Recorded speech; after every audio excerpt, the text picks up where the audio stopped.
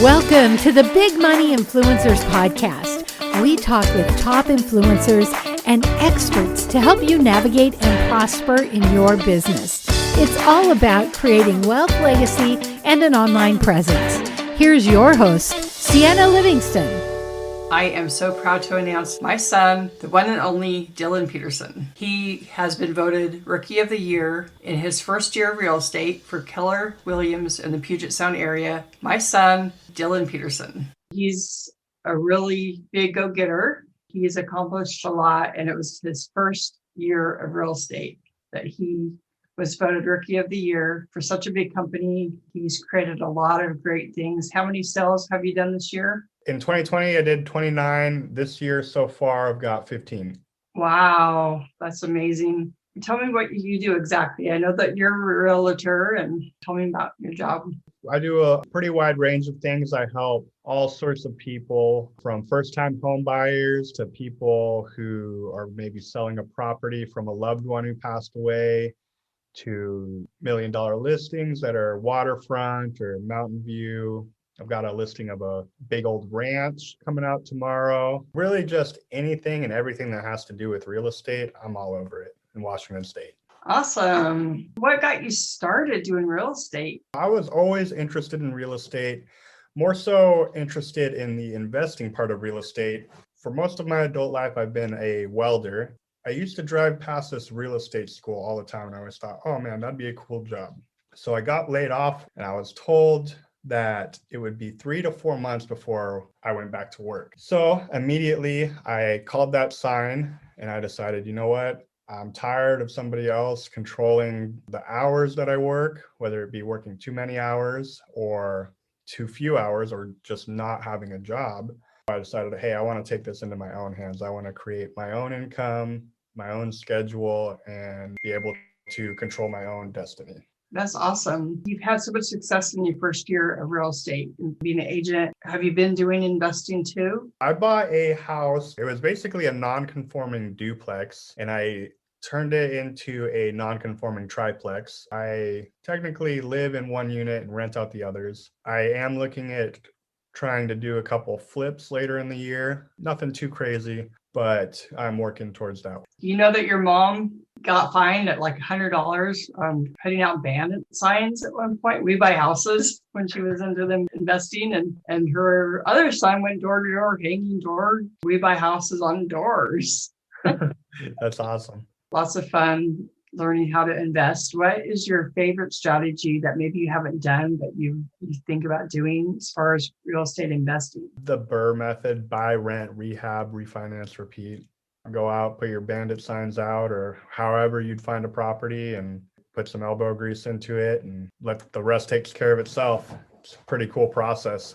Makes a lot of sense. I'm curious, is that something that you learned through Keller Williams? Because I was talking to a friend of mine who's also works for that company, and I had never heard of that, but she brought that up too. No, it's not something I learned from Keller Williams. It's actually something that I learned from, even before I got into real estate, from they call it Bigger Pockets. It's a podcast website, all things real estate. The guy from there actually wrote the book on it and quite a few podcasts, just stories of people doing it. So that was where I learned it from.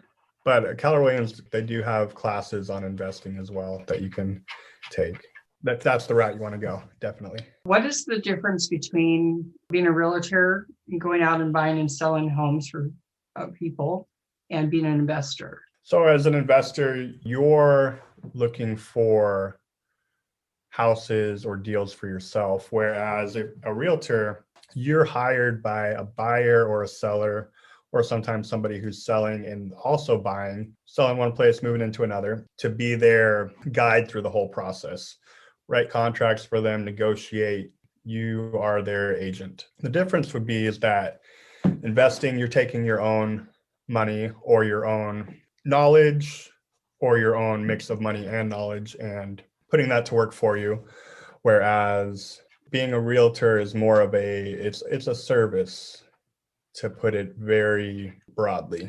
What gave you like the tenacity? You went from going to school to become a realtor. I think you went to like night school. You were doing that while you were welding. Yeah. So actually, I was told it would be 3 to 4 months, and the next week I was called back. I was working, commuting about 3 hours a day round trip. And then as soon as I'd be rushing in traffic to get to the school in my Carhartts and sit down next to everyone that's in their suits or their dress up clothes and smelling pretty good, I'm sure. But that's just how I've always been. I believe if you really want something, there's nothing that's going to stop you. People say there's not enough hours in the day. That's not true. You just don't want it. And that's fine. Everybody's got different goals. But if you really want something, you'll figure out how to do it. How many houses did you say you sold last year, 2020, during a pandemic? I got licensed 2019, and then I actually started with a brokerage January 3rd, I believe. And from January 3rd to July, I closed 0 houses. I was door knocking. I even left my welding job every time I could to go show a house. I'd make some story up or I'd just leave. I had a little bag with me for nice clothes, some deodorants, cologne. I'd just do anything I could to make it happen. But I didn't close on anything until July. July, I closed on my first house, and from July to December, I closed 29. What's the average? They say the average in your first year is 3. Yeah, they say like 87% of agents in their first year don't make it to their second year because they give up. So, I mean, that was probably the hardest first 6 months that I could have gone through because the whole world shut down. Real estate's a super competitive place to get into. I'm in a town that I didn't grow up in with people that I don't know. Right off the bat, there's massive issues that you're dealing with in a industry that's people-based, experience-based, and knowledge-based. That was a good test. Really grateful for that test. I'm so proud of you. Thank you. Mona is trying not to cry proud tears. What would you like if you had any advice or anything to share with my audience? Because you're very young.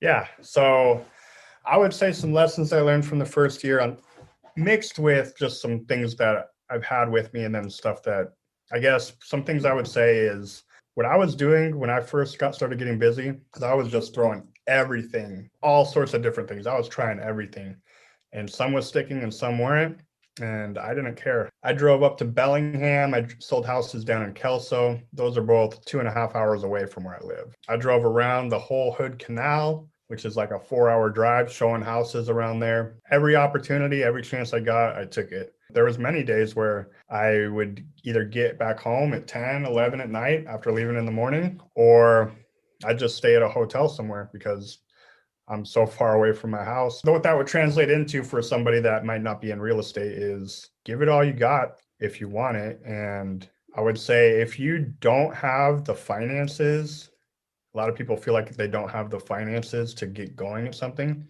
That can be your best advantage because everybody's looking for some type of, there's all these services out there for real estate and other different entrepreneurs. They offer all these promises of making things easy, but the easiest thing is just getting out there and doing the work. That's the thing that proves itself right time and time again. The stuff that I do in real estate now to get more listings, that's the boring stuff that people say doesn't work anymore. They say you shouldn't be doing that. It's not 1980 anymore. But sales, real estate, networking, the more people that you talk to, the more people that you help. And really that's honestly where I started making a lot of money is I put other people's needs first. I didn't think, hey, this is a commission check for me. This is a family that their special needs kids moving up here from Texas. They're in a studio apartment right now. They have a month and a half to find a place. Let's go. Let's get these people into a house. Or these people need to sell their house. They need to be gone and they need this price for it. How can we get them the most money? Every time that I've had a lot of success, it's been when I'm just focusing on helping people. So the more people that you help, the more contacts you make, the more friends you make. And there's going to be people along the way that I've had people cuss me out. I had a client cuss me out over, I think, telling him that we needed to offer a little bit more. We ended up losing an offer because he didn't want to let the washing machine go. We would have had this house. He wanted that washing machine so badly. I ended up losing a client over that. If you're trying something new, you're going to have a lot of people that laugh at you. I was welding. People at work were like, why are you doing that? Real estate's a sucker's game. Nobody makes it in real estate. It's a terrible time to get into real estate. I still have people tell me that It's been almost a year since I've welded. I've been able to do real estate full time. But as you get going, drown that out. Every time somebody says something negative about it, take that and use it as fuel. That's what I've always done. Working out, real estate, even when I got into welding, I sucked at welding. Just every time somebody says, hey, you can't do this, they say, hey, you're not good enough, you can't do this. You know what? Use that and show them. Double down, show them what you got. You can do it. We're all people. We're all made up the same. I got the same mind, heart, 24 hours, just how you use it. Focus on the positive. When it feels like stuff's not going right, take a step back. There's a lot going right for you. Things could be a lot different. What does wealth mean for you, Dylan? Wealth means the freedom to live as you want. I'm not really a material person. I just want to be able to do what I want and not really have to worry about numbers, made up numbers to control my life. Is personal development a part of what you do, mindset too?